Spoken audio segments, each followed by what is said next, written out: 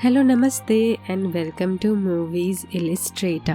आज हम 2020 में रिलीज एक जापानीज एनिमेशन मूवी के बारे में बात करेंगे जिसका नाम है अल्टर्ड कार्बन रीस्लीव्ड। ये एनिमेशन अल्टर्ड कार्बन नेम की ही एक टेलीविजन सीरीज का स्पिन ऑफ है। मूवी का टाइमलाइन काफी फ्यूचरिस्टिक है, जहां ह्यूमंस अब सिर्फ अर्थ पर नहीं बल्कि गैलेक्सी में बहुत सारे प्लैनेट्स पर रहते हैं। और ये स्टोरी है लातिमेर प्लैनेट की।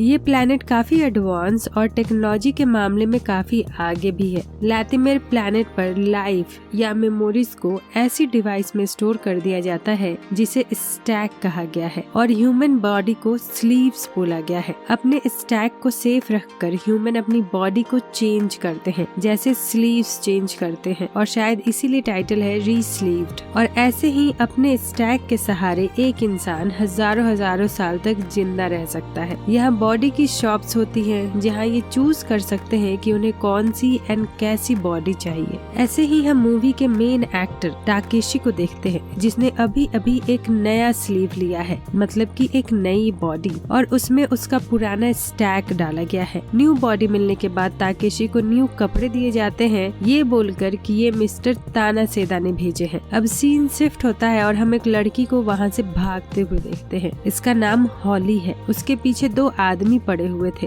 भागते भागते वो एक पार्टी में पहुँचती है और अपनी आँख में लगे स्कैनर से किसी को ढूंढने की कोशिश करती है। तब तक वो दो आदमी भी उस पार्टी में उसके पीछे पीछे आ गए थे और उन्होंने हॉली को पकड़ भी लिया था। यहाँ हमें पता चलता है कि ये दोनों हॉली के बॉडीगार्ड्स हैं, पर हॉली इन्हें अपनी प्रोटेक्शन के लिए काबिल नहीं मानती और इसीलिए इनसे भाग रही थी। इतने में वहाँ निंजा फाइटर्स भी आ जाते हैं और पलक झपकते ही हॉली के बॉडीगार्ड्स को मार देते हैं। निंजा हॉली को भी मारने जाते हैं, पर ताकेशी ऐन वक्त पर वहाँ आ जाता है और हॉली को बचाता है। अब हम देखते हैं कि ताकेशी, हॉली और मिस्टर तानासेदा, जो कि ताकेशी के बॉस हैं और इन्होंने ही ताकेशी को न्यू बॉडी दिलवाई है, उनके साथ एक वर्चुअल स्टिमुलेशन में बातें करते हैं। ताकेशी मिस्टर तानासेदा के लिए काम करता है और तानासेदा अपने भाई की मौत के कारण और दोषी का पता लगाना चाहते हैं और इसीलिए वो ये टास्क ताकेशी को देते हैं। यहाँ हमें पता चलता है कि लातिमेर प्लैनेट में याकुजा नाम का ऑर्गेनाइजेशन है।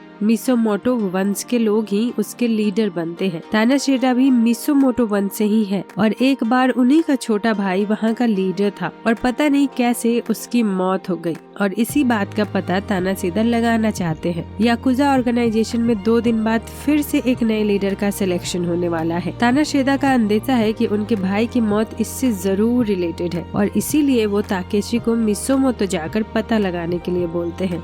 इस पर ताकेशी बोलता है कि मैं ये अकेले भी कर सकता हूँ, इसके लिए इस लड़की की क्या जरूरत है। तानासेदा बोलते हैं कि हॉली मिसोमोतो वंश की पुरानी टैटू आर्टिस्ट है, जिसके बिना तुम वहाँ अंदर नहीं जा पाओगे। तानासेदा ताकेशी को ये भी बोलते हैं कि अगर उससे ये काम कंप्लीट कर दिया तो उसके ऊपर जो भी क्रिमिनल चार्जेस हैं वो हटा दिए जाएंगे। ये मीटिंग खत्म होती है, जिसके बाद ताकेशी हॉली को उसके साथ चलने के लिए बोलता है, पर हॉली बाथरूम की विंडो से भाग जाती है। भागते वक्त वो जीना से टकरा जाती है। जीना सी टैग की ऑफिसर है, जो कि लातिमेर प्लैनेट का एक गवर्नमेंट पुलिस ऑर्गेनाइजेशन है और जीना का काम है याकुजा ऑर्गेनाइजेशन पर नजर रखना। वो हॉली को उसके साथ चलने के लिए बोलती है, लेकिन ताकेशी भी वहाँ पहुँच जाता है और साथ ही सी टैग के सोल्जर्स भी। पर इससे पहले कि सोल्जर्स कुछ कर पाते, वहाँ फिर से निंजा फाइटर्स आ जाते हैं, जो कि तुरंत ही सारे सी टैग फाइटर्स को खत्म भी कर देते हैं। एक्चुअली ये निंजा हॉली को मारना चाहते थे और इनके रास्ते में जो भी आता है उसे वो तुरंत ही मार भी दे रहे थे। सारे सोल्जर्स को मारने के बाद वो जीना और ताकेशी पर भी अटैक करते हैं, पर ये दोनों हॉली को प्रोटेक्ट करते हुए निंजा से फाइट करते हैं और सारे निंजा को भी खत्म कर देते हैं। जीना हॉली से पूछती है कि ये निंजा तुम्हें क्यों मारना चाहते हैं। हॉली बताती है कि ये सिंजी के आदमी है, जो कि मिसोमोटो वंश का नेक्स्ट लीडर बनने वाला है और वो कुछ तो प्लान कर रहा है जो कि मुझे नहीं पता। अब जीना और ताकेशी को अपने अपने काम के लिए मिसोमोटो जाना जाना था, सो वो दोनों जबरदस्ती हॉली को अपने साथ लेकर चल देते हैं। वहाँ पहुँचने पर एक बटलर ओगाई उनका वेलकम करता है, जो कि दरअसल एक हाईटेक AI था। वहाँ सेंजी आ जाता है और हॉली से हाल चाल पूछने का दिखावा करता है। दरअसल वो सारे निंजा सेंजी के ही भेजे हुए थे, पर मिसोमोटो के हेडक्वार्टर्स के अंदर उसे हॉली को मारने में दिक्कत होती। हॉली तानासेका और जीना को अपना बॉडीगार्ड बताकर इंट्रोड्यूस करती है। सेंजी उन्हें होटल का सबसे बेस्ट रूम भी रहने के लिए देता है। उत्तराधिकारी की सेरेमनी से पहले सेंजी को भी अपनी बॉडी पर अपने लीडर गेंजो की तरह सेम टू सेम टैटू बनवाना था, और ये टैटू हर मिज़ोमोटो के लोगों को बनवाना होता था जो कि लीडर बनने वाले हैं।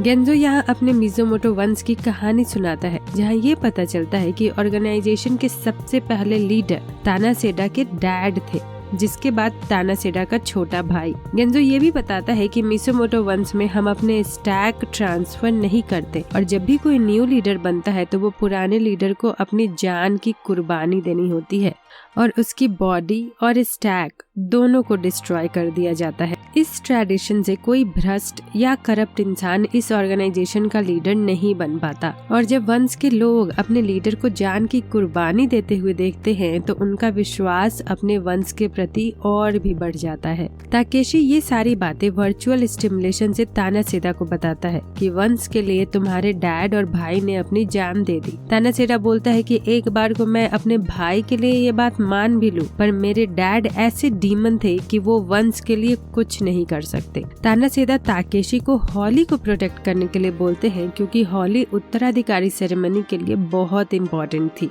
ताकेशी जब वापस आता है तो हॉली अपने रूम में अपने मॉम डैड की मेमोरी का वर्चुअल प्रोजेक्शन देख रही थी, जिसमें उसके मॉम डैड को मार दिया गया था, पर क्योंकि उनके सर में गोली लगी थी तो उनके स्टैक सेफ थे। हॉली ताकेशी को बताती है कि गेंजो ने उसे प्रॉमिस किया था कि वो उसके मॉम डैड का स्टैक उसे ढूंढ कर देगा। दूसरी तरफ जीना एक सिक्योरिटी गार्ड को मारकर उसका एक्सेस कार्ड ले लेती है और सर्वर रूम में जाकर कुछ इन्फॉर्मेशन निकालती है। एक्चुअली उसे ये पता चल गया था कि हॉली के पेरेंट्स का स्टैक गेंजो के पास ही है। इधर सेंजी अपने निंजा वॉरियर्स पर बहुत गुस्सा होता है, क्योंकि वो हॉली को मारने में सक्सेसफुल नहीं हुए थे। ये हमें मूवी में आगे पता चलेगा कि वो हॉली को क्यों मारना चाहता है। एक बार फिर जब हॉली को लेकर सब गेंजो के पास जा रहे थे तो निंजा उन पर अटैक कर देते हैं। इस बार निंजा ने बुलेट प्रूफ ड्रेस पहन रखी थी, सो उन्हें हराना और भी मुश्किल होता जा रहा था। इवन जीना भी घायल हो जाती है। सब भागकर ओगाई के पास आते हैं और उसे उनकी प्रोटेक्शन करने के लिए बोलते हैं। ओगाई होटल का सेफ्टी मैकेनिज्म चलाकर सारे निंजास को मार देता है। अब ताकेशी बहुत गुस्सा हो जाता है और हॉली से पूछता है कि आखिर ये सब क्या है। तब हॉली पूरी बात बताती है कि मिसोमोटो वंश को एक अच्छा लीडर मिले, इसीलिए पुराने लीडर अपनी जान दे देते हैं उत्तराधिकारी सेरेमनी के दिन ही, और ये होता है एक टैटू से जिससे एडवांस कोडिंग होती है, और हॉली इकलौती ऐसी टैटू आर्टिस्ट है जो वो बना सकती है। इसीलिए सेंजी उसे मार देना चाहता है, क्योंकि इसके बाद वो हमेशा के लिए लीडर बन जाएगा। जीना जब रूम में वापस आती है तो ताकेशी को एक गाना गाते हुए सुनती है, और ये वही गाना है जिससे जीना और उसके भाई बचपन में गाते थे। जीना समझ जाती है कि ताकेशी उसका भाई है, पर वो ये बात उसे बताती नहीं है। ताकेशी वर्चुअल रियलिटी में तानासेडा से बातें करता है, जहाँ वो जब गेंजो की अजीब हंसी के बारे में बताता है तो तानासेडा पहले तो गुस्सा होता है, फिर वो ताकेशी को कुछ और इन्फॉर्मेशन लाने के लिए बोलता है। तानासेडा से बात खत्म करने के बाद ताकेशी जीना को हॉली का ख्याल रखने के लिए बोलकर वहाँ से इन्फॉर्मेशन लाने चला जाता है। जीना उसे सिक्योरिटी पास दे देती है ताकि ताकेशी को दिक्कत ना हो। अपनी छानबीन के दौरान ताकेशी को कुछ बड़ी इन्फॉर्मेशन हाथ लगती है, जिससे वो सारा माजरा समझ जाता है, और इस तरफ रूम में जीना हॉली को भी बता देती है कि गेंजो के सर्वर रूम में तुम्हारे मॉम डैड के स्टैक्स पड़े हैं।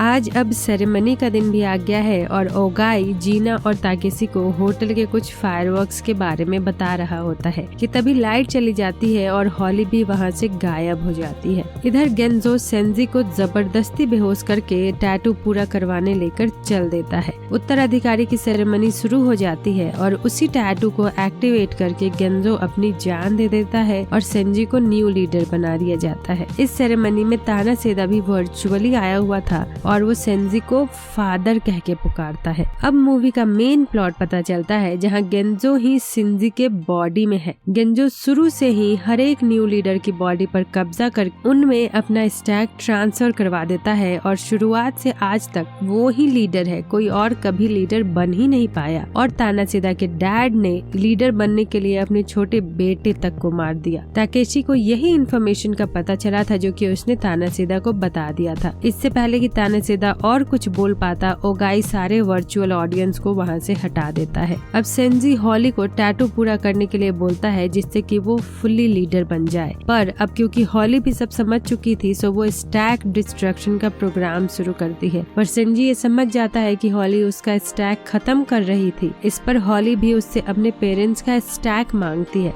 सेंजी के पास स्टैक्स तो थे पर वो उसे हॉली के सामने ही डिस्ट्रॉय कर देता है। अब वहाँ ताकेशी और जीना गार्ड्स के साथ आ जाते हैं। ताकेशी ने गार्ड्स को भी सेंजी की सच्चाई बता दी थी कि कैसे इनका सबसे पहला लीडर ही आज तक पूरे वंश को धोखा देते आ रहा है। जब सारे गार्ड सेंजी पर अटैक करने जाते हैं तो वो स्टेज के पीछे चला जाता है और एक पावर सूट पहनकर सभी गार्ड्स को मिनटों में ही खत्म कर देता है। जिसके बाद जब ताकेशी और जीना सेंजी से लड़ने जाते हैं तो वो तुरंत ही उन्हें भी जख्मी कर देता है। हॉली ओगाई से हेल्प मांगती है पर ओगाई तो एक प्रोग्राम था सो वो उनकी कुछ हेल्प नहीं कर सकता था क्योंकि उसके लिए अपने लीडर की बात मानना ही सबसे पहले था। तभी तानासेदा वहाँ आ जाते हैं और ओगाई से बोलते हैं कि मैंने तुम्हें एक डाटा सेंड किया है, तुम उसे चेक करो। डाटा चेक करने पर ओगाई समझ जाता है कि सेंजी की बॉडी में उनके सबसे पहले वाले लीडर का ही स्टैक है जिससे कि वो उसके लीडर नहीं हुए। तो ओगाई हॉली की साइड आकर सेंजी पर अटैक करने लगता है जिससे कि उनका पावर सूट खराब हो जाता है। पर सेंजी अभी भी हार नहीं मानते और प्रोड्यूसर को थोड़ी फाइट सीन भी दिखानी थी। सो सेंजी और तानासेदा के बीच दंगल चलता है जिसमें सेंजी हार जाता है और हॉली उनका स्टैक डिस्ट्रॉय कर देती है। सब कुछ एक हैप्पी नोट पर एंड हो जाता है और जीना सबको बाय बोलकर वहाँ से चली जाती है। वो ताकेशी को ये नहीं बताती कि वो उसकी बहन है। तानासेदा ताकेशी के क्रिमिनल चार्जेस हटा देते हैं और उसे एक नया मिशन भी देते हैं ताकि मूवी का पार्ट 2 भी आ सके और मूवी यहीं खत्म हो जाती है। मूवी का एनिमेशन काफी अच्छा है बट स्टोरी और स्टोरी टेलिंग काफी पुअर। एक बार मूवी देखकर आप समझ भी नहीं पाओगे कि आखिर इसमें चल क्या रहा है। So if you like to watch more then subscribe and tag on for more as such. Thank you, bye bye, Tata.